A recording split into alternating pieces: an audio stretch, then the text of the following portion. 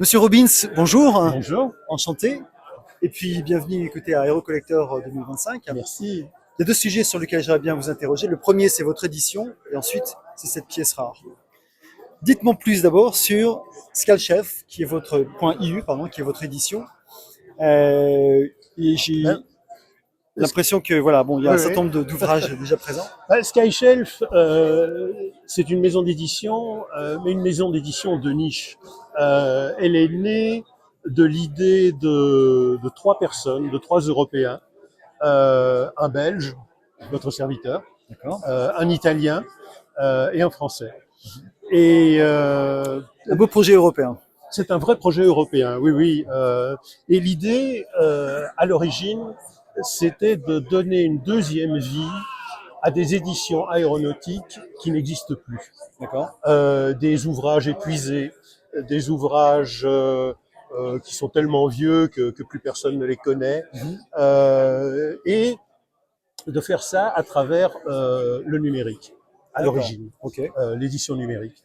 Et de donner la possibilité, par exemple, à ceux des auteurs aéronautiques contemporains qui n'ont pas les moyens de payer une édition à frais Oui, d'auteur, parce que les coûts sont énormes. voilà, de faire cette édition avec nous.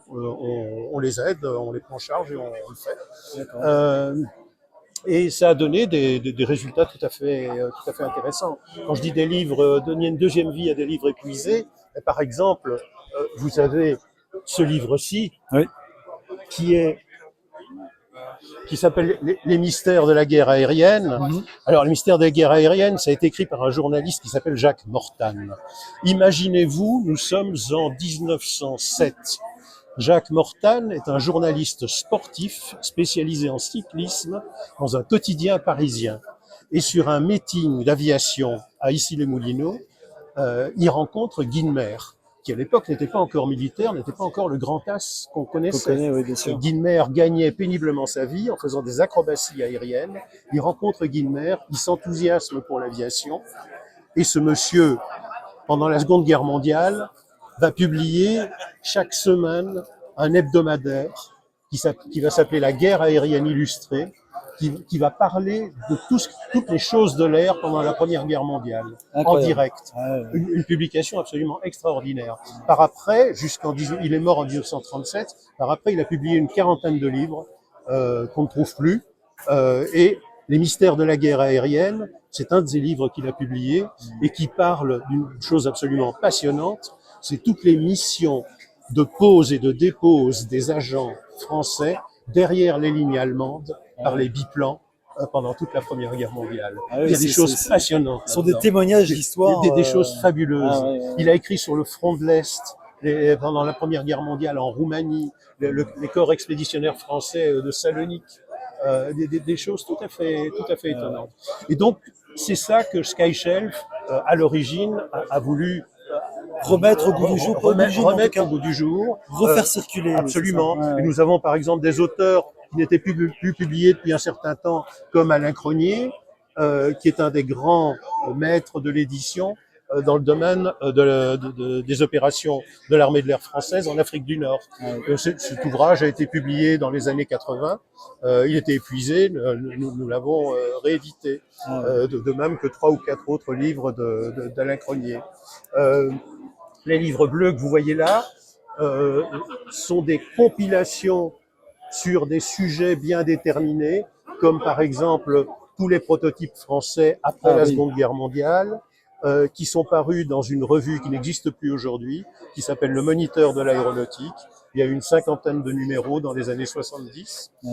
Et au fil de ces numéros, nous avons récupéré les articles qui parlent des prototypes français de l'après-guerre.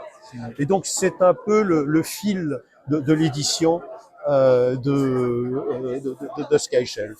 Ce qui ne veut pas dire que nous ne publions pas des ouvrages d'intérêt contemporain, Oui, j'imagine. Oui. comme par exemple un auteur ukrainien qui nous a confié un manuscrit sur la guerre aérienne en Ukraine. Ah oui, non, c'est étonnant. Ce qui est étonnant, je trouve, c'est que vous essayez de capturer un petit peu ces témoignages. Tout à fait, Voilà. tout à fait. C'est un aspect passionnant du métier parce que très souvent, ces auteurs soit sont très très vieux. Ouais. J'ai la chance de faire partie de l'Académie de l'air et de l'espace, ce qui me permet de retrouver par moments certains de ces auteurs s'ils sont encore vivants. Mais très souvent, ils sont décédés. Ouais. Et le côté passionnant de la chose, c'est d'aller retrouver les ayants droit de ces auteurs, Ouais, bien sûr. savoir où ils sont, prendre contact avec eux et leur demander l'autorisation, tout en respectant leurs droits d'auteur, de rééditer ces ouvrages qui, quelquefois, datent de 40, 50, 60 ans ou même 100 ans. Ça Bien sûr. dépend. Alors, la question qui me titille un petit peu, c'est la suivante, c'est qu'est-ce qui vous a amené à vouloir remettre ces ouvrages et ces récits au goût du jour? En tout cas, les réanimer de manière à ce qu'ils puissent redevenir accessibles. Bah, écoutez, j'ai toujours été passionné par l'histoire Ouais. et j'ai toujours été passionné par le numérique. Ah oui, oui. Et comment allier finalement deux Exactement. passions? Et le numérique et l'état de la technologie numérique aujourd'hui permet deux choses. D'abord, relativement facilement d'éditer en numérique.